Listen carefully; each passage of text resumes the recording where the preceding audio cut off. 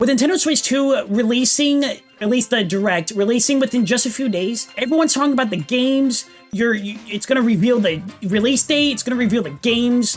It's gonna reveal everything, the UI for the system and everything. It's gonna reveal everything about the Switch. The people are talking about specs and hardware of the actual Switch 2 system in handheld mode as well and in docked mode. And they're just talking about it in general. There is one thing that I think could make or break the sales of the Switch 2, and that is what we're going to talk about today. When you get your Mario toys or Mario games or anything Nintendo, you see the seal of approval and that you expect something premium and that it's going to be worth of your money and have premium quality within it.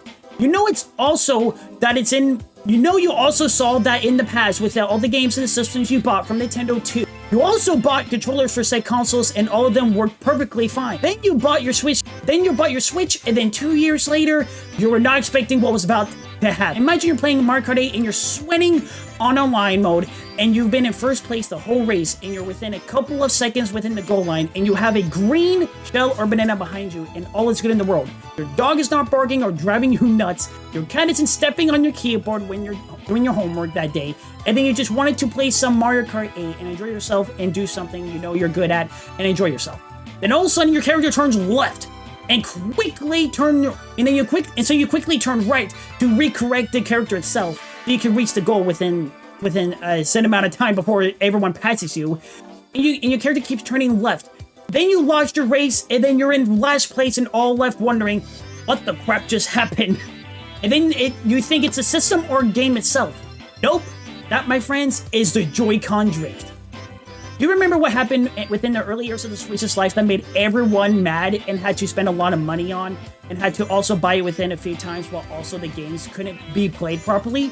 A lot of this got so bad that there was a class action lawsuit for Nintendo Joy-Con drift because it was so bad that a lot of people were losing money for something they paid for because of a faulty hardware that shouldn't even be there to begin with. Nintendo also had to do something about this because if people were having issues with controlling the character every single second, then that could lead to a lot of people not them buying more Joy-Cons, which then leads to not buying games, which then leads to people not buying the Switch at all. There was one thing to keep in mind though. The Joy-Con drift is also about how much you have played within said Joy-Cons. A person that barely has played 100 hours of a game within a span of 2 years or a span of 4,000 hours within a span of 2 years. Because the difference is really noticeable. So a person that plays within 100 hours within 2 years isn't going to experience Joy-Con drift. But a person that plays within 4,000 hours for 2 years is going to experience Joy-Con drift. Now, yes, there was only one thing that could make or break the Switch. That there are other things that can make or break the Switch 2 sales because it depends on the games and the specs of the hardware itself and how the games run and how much people love the games. I do think this is very important that Nintendo needs to get right for the Switch 2 to have it be able to sell a lot on launch day and just in general after that.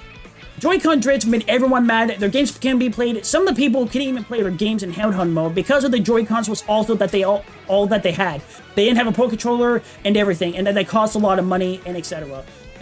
The Joy-Cons were actually like $70 to $80 per box, and the Pro Controller also cost within separate $70 to $80 as well. That's a lot of money. Now, by the time the Switch OLED came out, I started to notice something.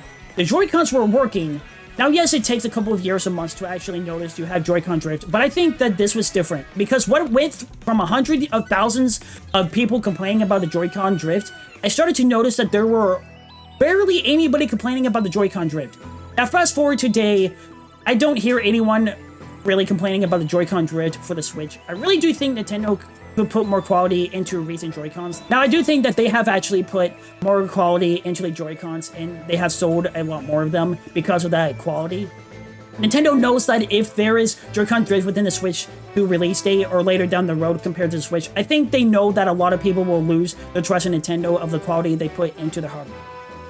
For Nintendo to really hit it home with this console, not only with the good games and specs, but their hardware itself needs to be up there like it has been in the days of the GameCube and Wii and Nintendo 64. There are other things that I would like to see Nintendo do for the Switch 2, but those are later down the road for more Switch 2 videos down the road. So I hope you guys enjoyed this video, and as always, let's go!